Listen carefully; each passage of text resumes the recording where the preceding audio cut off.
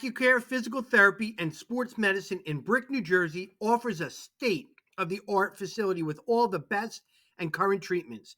With athletic trainers, massage therapists, and doctors of physical therapy, Accucare has everything you need to stay healthy and perform at the highest level. Cupping, stretching, laser therapy, compression boots, and a full-body cryo chamber are just some of what you can expect at Accucare.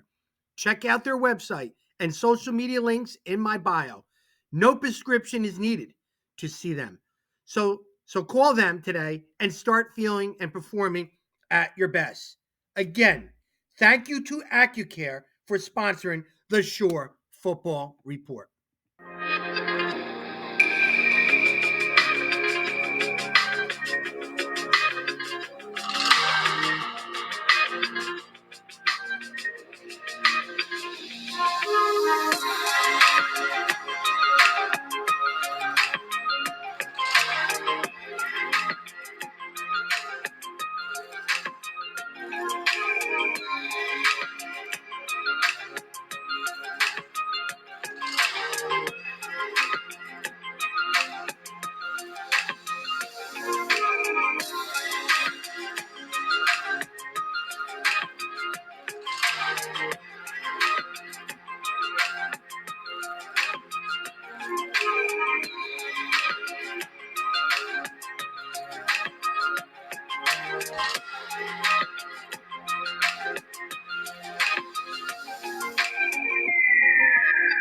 Hello, everyone, and welcome to the Accucare High School Football Preview Show, Ocean County Edition, presented by the Shore Football Report. And today we are going to talk Jackson Liberty Lions football with head football coach Jim Sharples. Coach, thank you for coming on the show. Thanks for having me. Awesome. Yeah, Coach, and this is now your 10th season, correct? You are right. You're technically getting experience. Or is it old? No, I'm getting old. Getting old. But boy, the years go quick, I'll tell you, huh? 10 years. Yeah. I remember the first one. Yeah. Yep. Yeah. That was a tough time back then. But Coach, a lot to talk about in your program. But first I want to brag about my program. I don't know if you know this, or you probably did. We now have a sponsor, Accucare, physical therapy and sports medicine in Brick. Pam Anthony, the owner and founder there, awesome. And when we talked, I just knew that I needed somebody like them connected with us. Right. They deal with athletes, which you know as well as I do. You like your athletes healthy, right? On the football field. And Coach, us coaches, we don't have the time to do all the other things with your body and stuff like that. I mean, when we're in football mode, we want them healthy. We give them to our trainer. Kids fall in love with people that they have confidence with and they're comfortable with. And Accucare has the state-of-the-art equipment that athletes are flocking to them. And you know what? They do their ritual routines and they come to us and they feel good. And it's great. It's a great marriage. I'm a Brick resident, and I have a couple of Brick high school daughters who play 3 sports each. So that's good to know. Yeah. And hopefully we don't have to go see therapists, but it's good to know. Yeah, but they're also, preventing injuries too, because everybody fixes the car when it's broken down instead of taking care of it so it doesn't break down, and the body's the same way. Right. But yeah, they're awesome. Really good people, high tech equipment they have. And, they're definitely all into the Shore Conference football. Big fans of the Shore Football Report. And I'm big fans of Accucare, really big. Yeah. So we'll keep in touch with them throughout the year. And the other thing was Scott Stump. The mystery hire came and Scott Stump ripped off his mask and he's back. He's got the pen. And boy, oh boy, Coach, Scott, talking to him on the phone, he's like all in. He's not going half butt with this. He's going 100%, 100 miles an hour. And you remember Scott back in the day when he was covering. And when he left, there was a little bit of a gap missing when he missed in Shore Conference football. Well, I'm proud to say he's now with us. Yeah, I saw him the other day at the media day, Yeah. and it was great to see him back. He's awesome. He's excited. Yeah. I don't know if the kids all know who he is because we're talking 7 years ago. Right. Right. They don't even They'll get to remember know. last week, these kids. So they're going to know who he is You're right. real quickly. Very passionate. He's doing a newsletter. He can't wait to do it. Like, he's all in. So I'm excited about my team. All right. Enough about me. Let's talk about you and your team right here. Coach, interesting. And the connect, I always try and find a connection with everybody. And our connection is that we both have a connection with William Patterson. William Patterson. Pioneers. That's right. Yeah. Yep. I coach. I played there. You coached there. Which I played there. I coached there too. you play? Yeah. Who'd you play for? John Cray. Wow. Good. Yeah, I'm older than you. You wouldn't know by looking, but I'm actually older. No, it's obvious you're older. No, I'm only kidding. Yeah, 80, 85, 86. Yeah. I played there. Right. So you were there with Kaz? No, Kaz was before me, And and then he's older. you and Zdanowitz were after me. Okay. Yeah. And then there's Nikki. I mean, there was a lot of us. Harmons. I don't know if you know the Harmons. I played with Pat. Pat was on my team. Oh, Pat was on my team too. My last year. Yeah. Yeah. I would have if I stayed in school Right. and continued my. I had to go back to school a couple of years. And Brian Leary seemed to be a quarterback every year. Leary came in when I left. Those guys all came in, started running the wing tee. Oh yeah. Yeah. Small world, man. But that's our connection. Yeah. Not only that, Yeah. we were also coached together in the same division. Coach, here is the process. I love the process, and we kind of talked a little bit where you were, but take us to steps how you became the head coach at Jackson Liberty, from William Patterson to there. How'd you get to be a college coach to now all of a sudden at Jackson Liberty? All right. Well, I was coaching in Jersey City. My first jobs coaching high school football were at Ferris High School in Jersey City, and I spent about 3 or 4 years there. And while coaching, I mean, I had enough credits to coach, but while I was coaching, I realized that I really wanted to get into teaching. So I went back to William Patterson. I had been out of school for about 5 years, 6 years. I went back to William Patterson to take classes, and stuck my head in the football office one day, and Larry Arrico was the head coach. And I just, I was interested. I said, Coach, if you ever, I didn't live far. Mm-hmm. I lived up there. If you ever need any coaches, I'd love to talk about coaching here. I played here and I love it here. So that's pretty much what happened. He gave me a call, and I had to kind of leave the Jersey City kids, which, kind of stinks when you do that to those kids, because those kids don't have a lot of good male influences in their lives. So I did leave them last minute. Kind of always regretted that. But when I got up there, I met a lot of great people. I stayed there 3 years, and I loved coaching in college. It was a lot of fun. And how'd you get to the shore? Well, met my wife, and she's a Jackson girl. So we started looking. If you know anything about North Jersey, you want to live up there, you better make some money. Mm-hmm. And as a teacher, I was actually still teaching in Jersey City, but I had moved to Brick.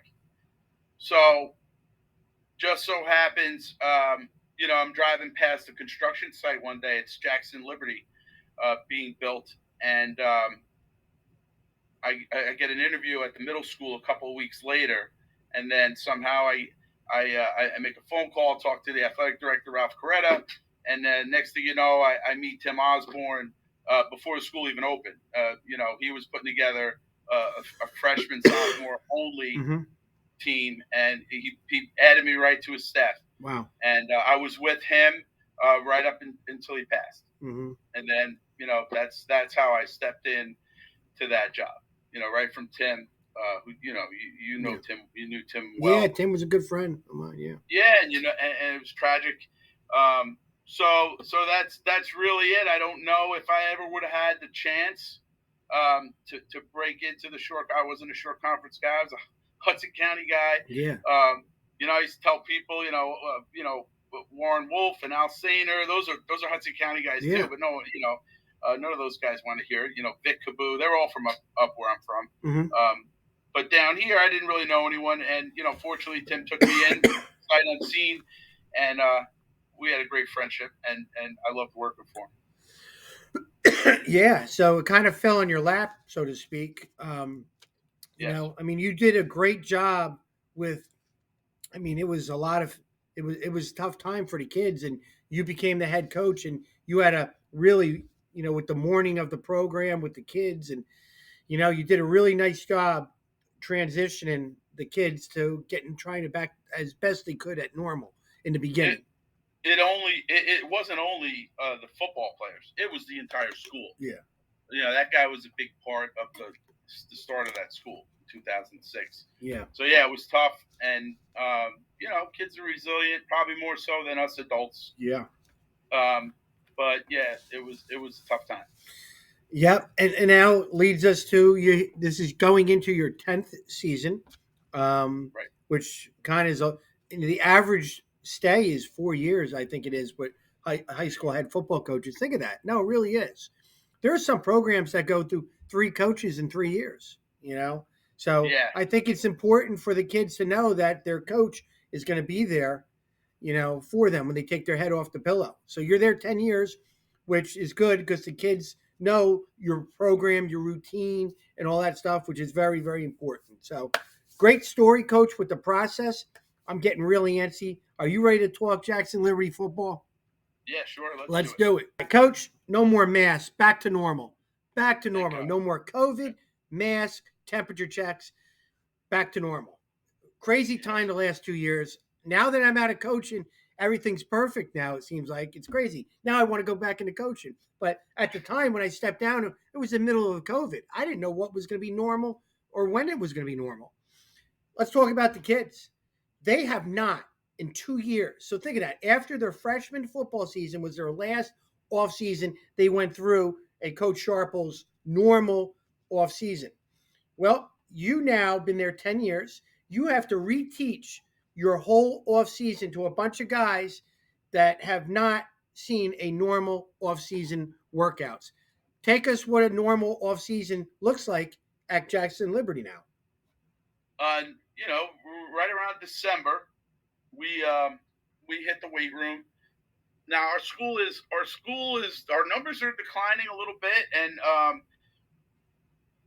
we used to have a situation where a lot of kids would be football only or maybe football in another sport. Now they're playing 3 sports, so the numbers still aren't great where we'd like our off-season numbers to be, but the kids are in the weight room 4 days a week throughout the all the way up until the graduation day, and then we bring them in 4 mornings a week to lift and to run and to do some football in the mornings throughout the summer. And we got that off season in this year, the way I described it, for the first time, like you said, in a couple years. Like we got everything in that we liked it, and I could see results.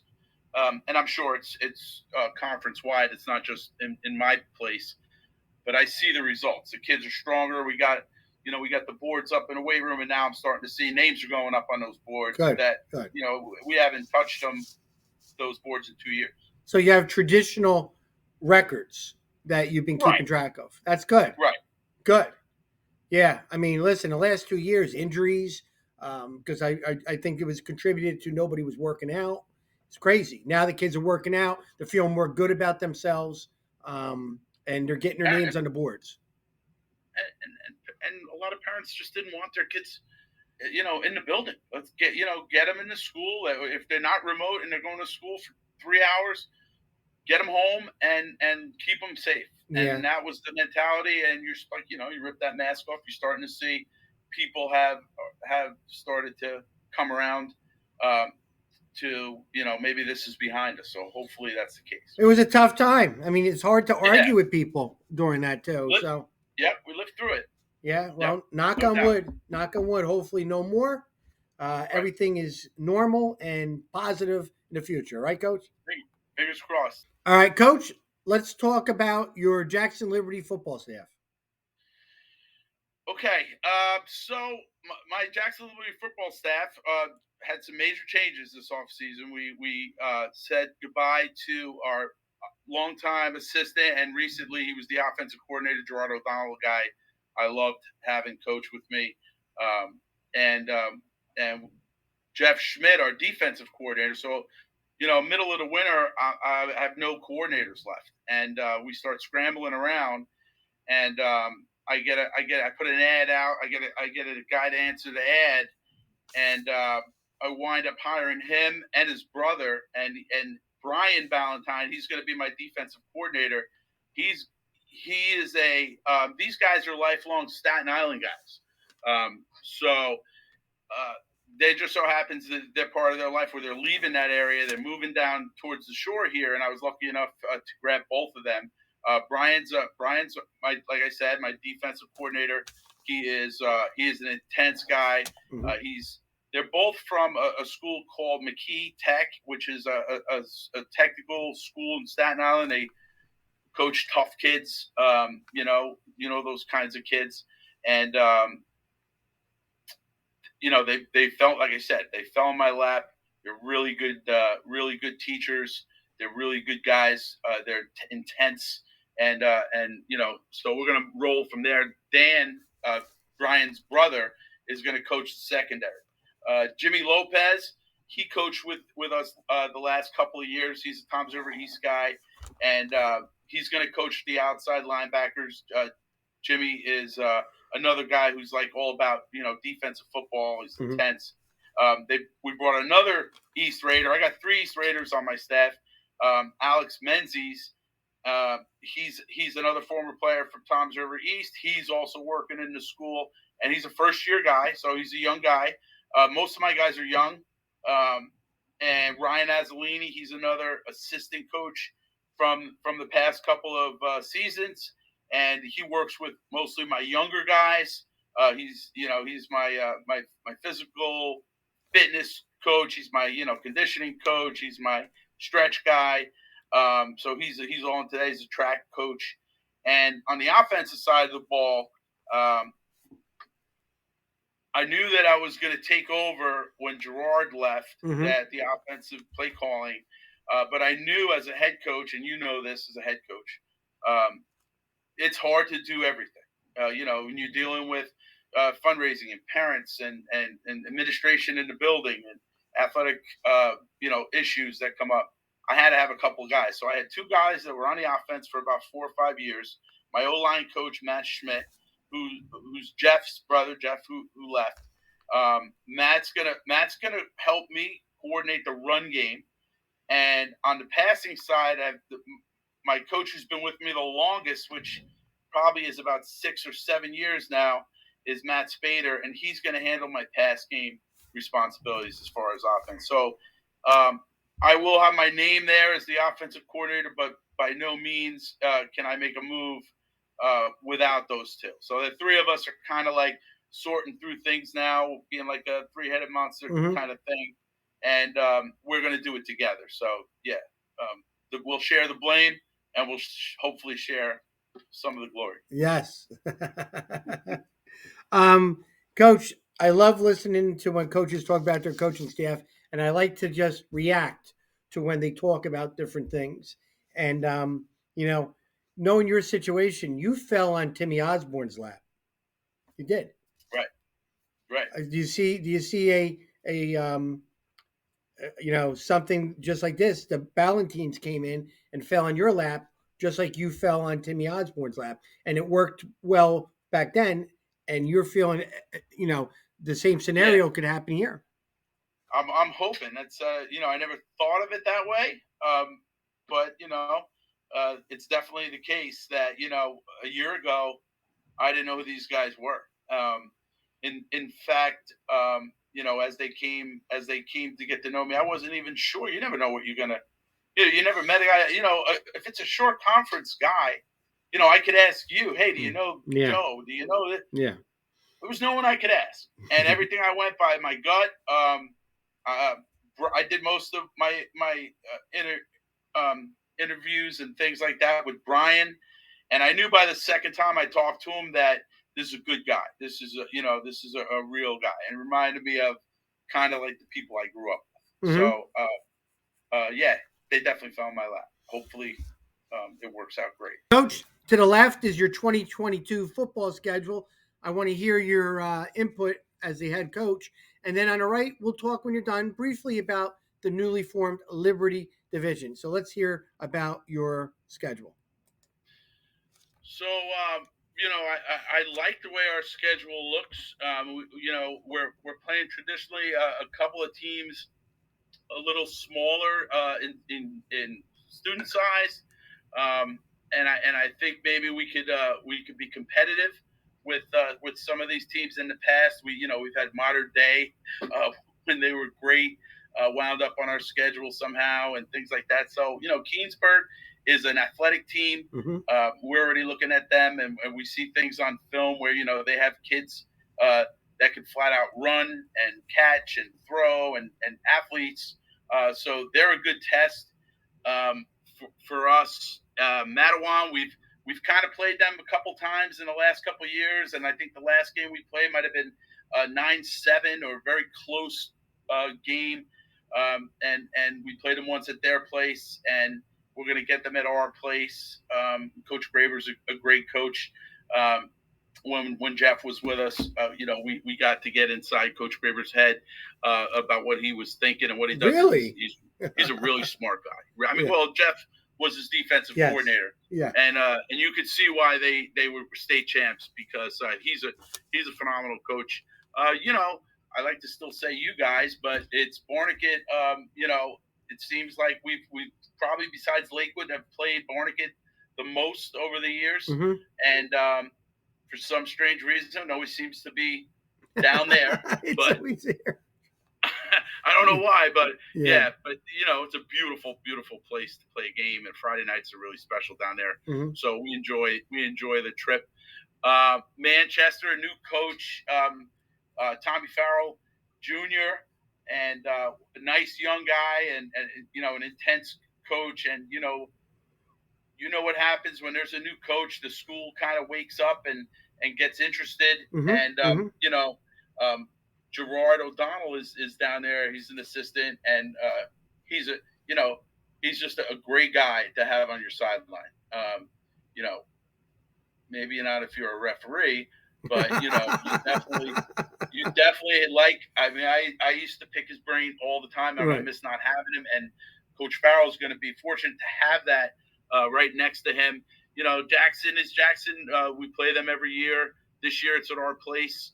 I don't have to say much to the kids. They're always Mm-hmm. ready for that game. Pineland's new coach, Coach Tierney. I know him a lot of years, and I love going down there. I'm just kidding. Going down there is always an interesting night. We've had some good games down there. We've had a couple rough games down there, so it's always a tough place to play. We'll play Point Beach again. We played them last year. It was a close game, and now we're going to go over to the beach and play them. And Joe's a good coach, and those guys, I could just see at media day there were guys there that looked like they've been in a weight room. They were bigger and thicker, and I believe they were very young last year when we Mm-hmm. played them. And we finished with Coach Sandberg and Tom's River East, and there, like I said before, I got three coaches that played for Coach Diskin back in the day, and there's a teacher in my building who's a coach over there, Coach Gianetti. So that's always a big game. Kids get fired up for that. Coach Gianetti will be teasing them all week in school. So I like our schedule. I like I don't look up and down that schedule and really think we have to run from anyone. We could play, I think, with everybody on there. So yeah, kind of excited about it. Yeah, Coach, great take. The Liberty Division, looking at it from up and down, a lot of parity there. A lot of Right. parity. A lot of teams, I think, that could at any time beat the other team the next week, without a doubt. You know, yeah, familiar teams though. At least you're familiar with everybody. Tom East is kind of the different team. You did play Matawan in the past. What do you think about this division? I think we're in a division we belong in, and looking from top to bottom, like you said, there is no one team that you think is going to run away with it. I know uh, there'll there'll be a front runner at some point that's going to step ahead of the group, but I think anybody um, can be that team. I don't really look and see a team to beat. I think everybody has kind of got a shot, if you will. And there's nothing wrong with that. And that's what you got to like about this division, that everybody can see light at the end of the tunnel. And if everybody stays healthy, you never know what's going to happen. Coach, what can we be expecting offensively and defensively this year? Offensively, we're going to be between the tackles. We're going to run downhill. We're gonna use one, two, maybe three tight ends at times. At multiple front, we're gonna hand the ball off, and we're gonna try to move people. And we have a decent stable of running backs. So we're gonna try and pound it. We can throw it, but we're gonna try and pound it. That's gonna be our calling card. Great. And defensively? Defensively, from what I've seen so far from Coach Ballantyne, he's a 4-4 guy. He puts a lot of bodies in the box, gets after the quarterback. He rolls the dice a little bit. Kids love it. The kids love playing for a guy who's got a little of that in him. So it's gonna be an aggressive defense. A lot of bullets flying there, huh? Going crazy. Yeah. Controlled chaos. Coach, I love this part. I added it this year. Top position groups for offense, defense, special teams. You know as well as I do, it's better to have a group of guys in a position that you can rely on than just having one star. You need Absolutely. groups. So I did my research on all the programs, and I dissected you guys, and I want to know what you think. What my evaluation on you guys. So we'll talk offense, defense, special teams. So I think the strength of your offense, and I got a chance to see a couple of them at the Shore Best camp over the summer. I think it's your O lineman. I think it's your O lineman. Brandon Bitar, real big dude, kind of slimmed down. He's still a 6'5", 320-pound kid. Looks really good. As a senior, he really impressed me with, his character. And then you have DLJ, Donovan Lewis Jaquez, a sophomore, good two-way player. You have Brendan Koger, a sophomore. Love that kid. Great character guy, coach. David Lizjev and Dan Lizjev, both seniors. I think you have a lot of pieces there to put in your offensive philosophy where you're saying you're going to pound the football. That's a pretty good start, having your top positional group as O lineman. Tell me something about that unit. Yeah, I mean, you nailed it with Brandon. Brandon, he's a 4-year starter for me, but 3 of those 4 years he was hovering around 340, 345, massive. But we've been telling him for years that you could definitely play at low threes. Even if you were 295, you would be just fine. And he kind of bought into that. He joined the track team in the spring, and he looks like a different guy. Uh, the the two young sophomores started as freshmen for us, Mm-hmm. and got a lot of experience, and they look better and better every day. They look like seniors out there on the practice field because they're leaders, they're smart, they're tough guys, they're good size. And then the two brothers, Dan and Dave Lidgeff, are guys that have been in the program for 4 years, and I think, starting to really figure things out. So yeah, up front, you look across the line, and I have a couple other kids as well. That is definitely my strength. Good Yeah, I job. like the sophomores. Those two sophomores, DLJ, we'll call him, right? Yeah, And yeah, Brendan Koger with the other seniors around him. Brendan Bitar really, really put himself into. It's funny because I had a roster, and we had like 150 kids at the showcase, and I had it. He was 6'5", 340. So they all were in groups of their school. So I said Jackson Liberty. So Brandon goes, "How'd you know we were Jackson Liberty?" I looked at the roster. I took a guess. I said, "Look, there's not too many people your size. A good-looking right, kid. Really a yeah, good-looking lineman, and boy, he's got the size for the next level, wherever that takes him. Right.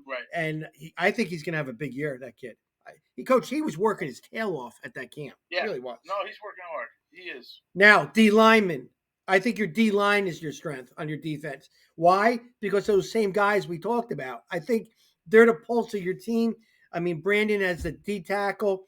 I love Donovan Lewis Jaquez, who had a very good freshman season as a varsity player at the end. And then the two brothers, the Dan Lichivs and David Lichivs, a D tackle at the end. I think your strength is in the trenches. It really is. Yeah. So getting these guys in shape and getting these guys to understand what it's like to play, you know, 90, 100 snaps a game. That as a two-way player. Yeah. And I think the key behind that, especially on the D line, I mean, I like the O line to kind of remain a unit, but the D line, having a couple of guys who can come in and take some load off those four big guys is going to be important too. So yeah, our strength is our bulky guys, and that's both offense and defense. You're correct. Now, with special teams, I think it's easy to say, everybody looks at where the ball lands, the kick returner takes it, he does all this stuff. I think your strength is a position that I'm specifying as something very important. It's long snapping. And I think you have a guy, well, I know you have a guy, 3-year starter, correct me if I'm wrong, Jared Martin. And Yeah, long snappers, nobody knows their name until it sails over 20 yards over a punter's head, right? That's why it's true. people. That's why It, people. it is true. That's why people didn't Um, know Jared. He doesn't do that. He's a good snapper. No, he is. He is, and it is a position where you don't think it's important. Obviously, you said Yeah. like when something goes wrong, you realize it. Um, but when you're looking for one, when you're going through a season, and it's August, and you're looking for a kid who could do it, that's a stressful time Yeah. because you might find someone who 3 out of 4 times is good, and then there it goes through on the ground or sideways or over the head. So yeah, he is a. It is nice to know that you could run your team out there on fourth down, and you're going to be able to hopefully flip the field. Now you know um, we're auditioning kickers and punters. We lost Cooper York, who did everything for us Yeah. last year at that position. So at least we'll get the ball back. What we're going to do with it, we'll find out. It's a position where is people don't want to put themselves in because of the fear of throwing it, in the wrong direction. Yep. Coach, been there, done it. I mean, kids don't want to try it either.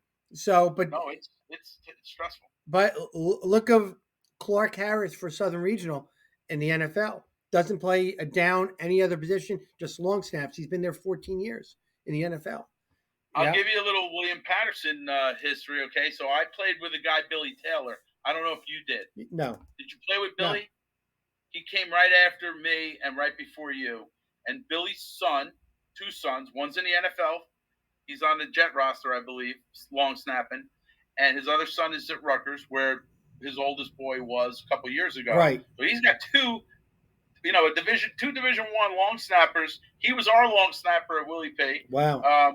So yeah, it is an important spot, and you could get yourself a career Yeah. if you could do it at the next level. Yeah. But it's definitely a unsung hero type position, and you definitely need it because if you don't, things will magnify really into worse. All right, Coach. Let's hear some great names of returning players you have and underclassmen that are in your program. But Coach, before you go on, you have a very good sophomore class. Now, I don't think you had a freshman team, but you had a lot of freshman players playing varsity in the heat of the fire as a freshman. Now they come in as sophomores, and I seen them in the camp. Very confident guys. They look the bill. They look like they're juniors now, to believe it or not. So you got to be excited about a very talented sophomore class with good leadership you got up top to get you excited for this season. So let's hear some of those Yeah. names, Coach, that you got this All year. right, so let's start with that class. 5 of those kids in my sophomore class were letter winners, and that's Amir Smith. He's a running back, D back, and I'll say this about all of them: they all worked hard. Good. in the off season. They didn't strut around the school with their letters and their jackets and pretend that they're working as hard as any eager sophomore would or should at least. So Amir, and then Dennis Caswell. He's in the mix at quarterback this year. He played some quarterback last year. He was our backup number one guy who played in just about every game at some point. Good. And he's big framed kid, big, tall, strong.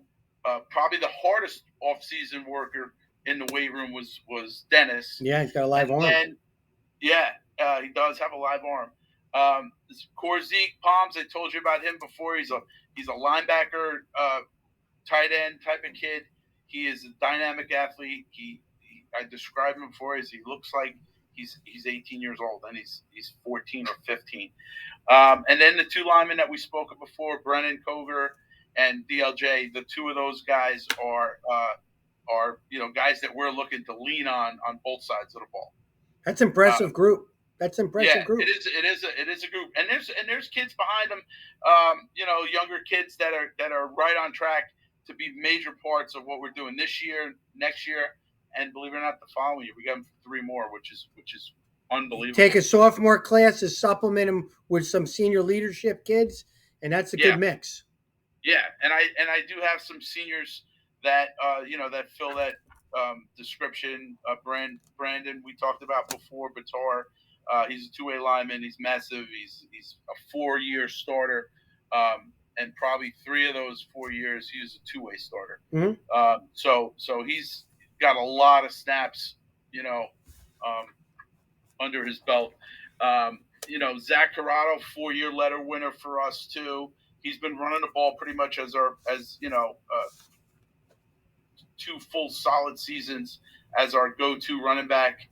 When we were an option team, he was actually our slot, and he got a lot of touches in that spot. So it seems like these kids have been with me for a while.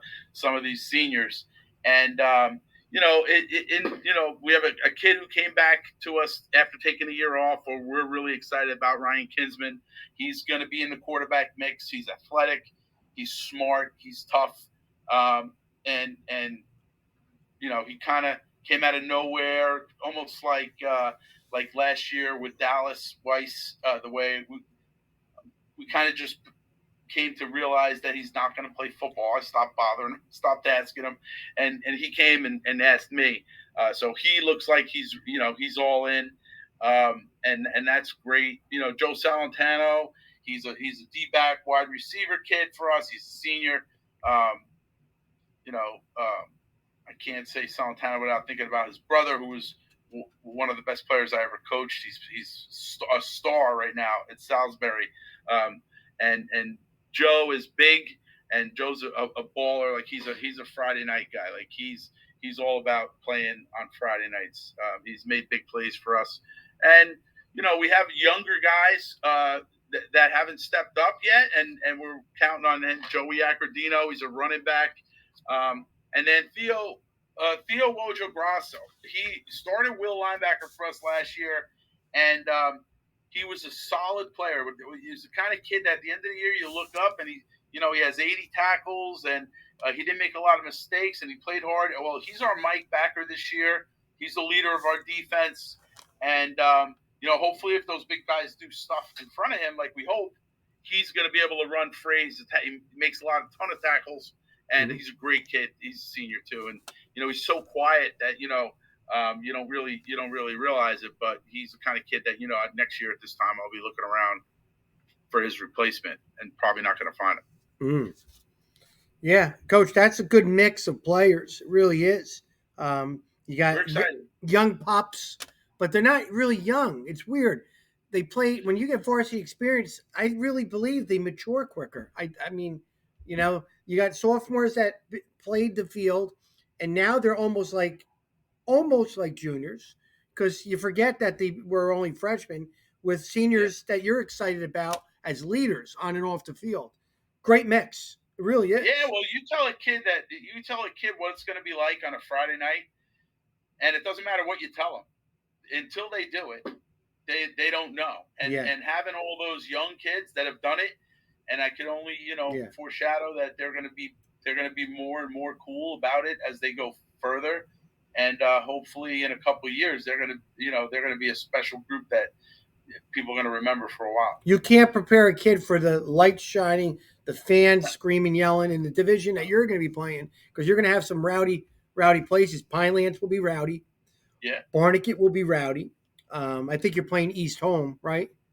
East Home, Manchester will be rowdy. Man, I mean, Uh, yeah, it's wherever you go in the short conference, it's pretty rowdy crowds, and you it's can't great. substitute experience. You just No, can't. You just can't. I love it. Yep. Awesome. Well, Coach, thank you for coming on the show. Thanks for having Had a me. lot of fun learning My more pleasure. about you. You're one of the good guys in the short conference. Yep. Thank you. So you need anything, you let me know. This will be up tomorrow, and and therefore give it to your whole football program. We'll see where you land with the view count, and we'll put you in the top 20 if you get those view count. It's really competitive. We got a lot of people getting a lot of view counts as we speak. So, All right. all right, you be good. You need Thanks, man. anything from me?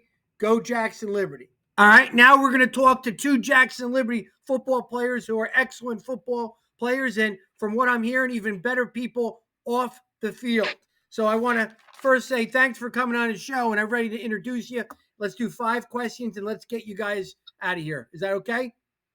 Yes, sir. All right. To the left we have senior offensive lineman, defensive lineman Brandon Bitar. Brandon, wave your hand. Right, and right in the middle we have senior running back linebacker Zach Corrado. Guys, thanks again for coming on the show.